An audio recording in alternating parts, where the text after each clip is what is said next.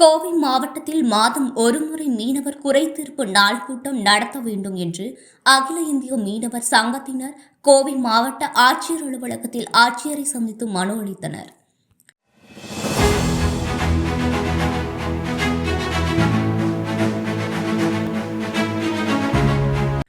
கோவை மாவட்டம் குனியமுத்தூர் பகுதியைச் சேர்ந்த அகில இந்திய மீனவர் சங்க பொறுப்பாளர் சிவபெருமாள் தலைமையில் கோவை மாவட்ட ஆட்சியரிடம் மனு அளிக்கப்பட்டது.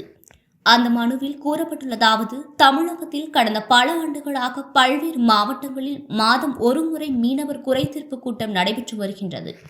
ஆனால் கோவை மாவட்டத்தில் இதுவரை அவ்வாறான கூட்டங்கள் நடைபெறவில்லை.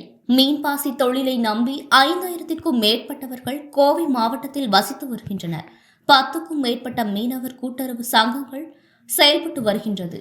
கோவை மாவட்டத்தில் சமீப காலமாக மீனவர் கூட்டுறவு சங்கங்களில் ஏற்பட்ட குழப்பங்களின் காரணமாக ஏராளமான மீனவர்கள் பாதிக்கப்பட்டுள்ளனர்.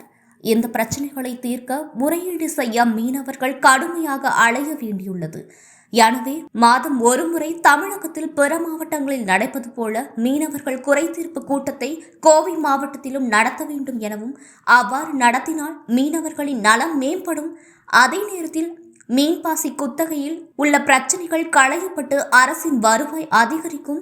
எனவே மாவட்ட நிர்வாகம் மாதந்தோறும் மீனவர் குறைதீர்ப்பு நாள் கூட்டத்தை நடத்த வேண்டும் என்று மனு அளித்தனர் என்பது குறிப்பிடத்தக்கது.